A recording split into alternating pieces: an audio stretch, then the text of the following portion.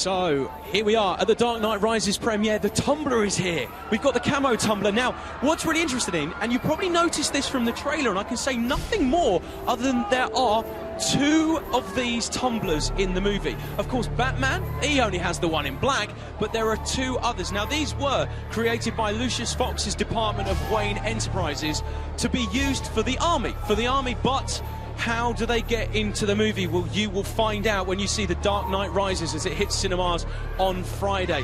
We have one live in Leicester Square, which I believe Alex Zane is getting a lift from a little bit later on. But it is one of those incredible vehicles. Now, actually, Christian Bale was only allowed to drive it in The Dark Knight in a straight line. Nobody trusted anyone else except for the stunt drivers. And that's the same for the Batpod. Now, in this movie, the Batpod gets lent to Anne Hathaway's character of Selina Kyle, also known as Catwoman. Now, it's never referred to as Catwoman in the movie, but she gets the Batpod. You've seen it in the trailer, and she also was only allowed to sit on it and drive in a straight line. We've got a Batpod, we've got one here, and if Alex isn't getting a lift home in it, I blooming well am.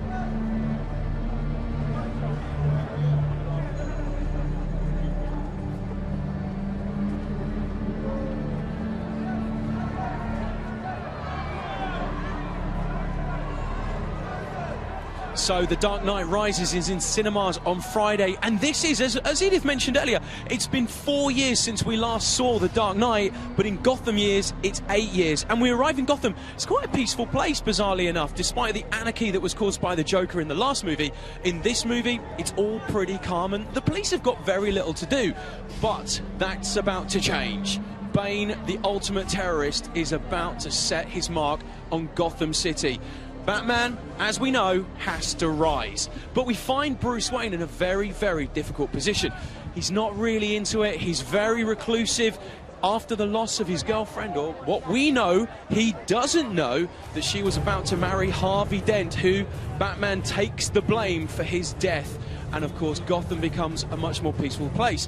But when will the truth come out? Will the world know the truth about Harvey Dent?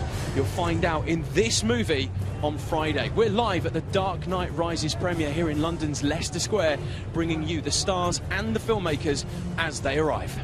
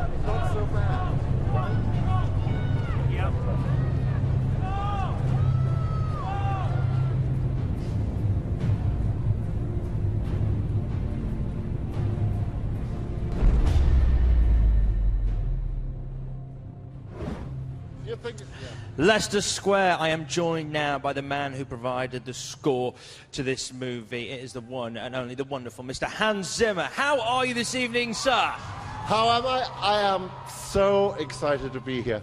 I mean, we started these movies in England, what, 8 years of our life, 8 years ago, and to finish it here is, first of all, every boy wants to be Batman.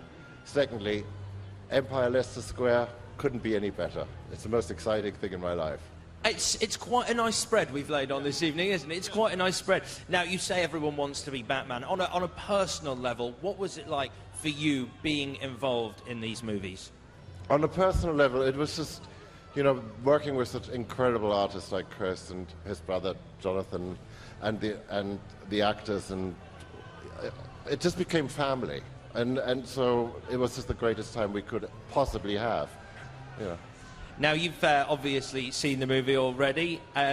Without giving too much away, I know I don't need to tell you that, but without giving too much away, what is in store for audiences with The Dark Knight Rises? I think this is an emotional roller coaster ride. I mean, the great thing about what Chris has managed to do is, you know, it's action-packed and at the same time, you know, your heart will be pounding in so many different ways. It's really quite extraordinary what that man can do. Well, I think if appetites weren't wet enough already, you have done even more. Hans Zimmer, it's been a pleasure speaking to you. Take care. Have a great night. Thank you so much.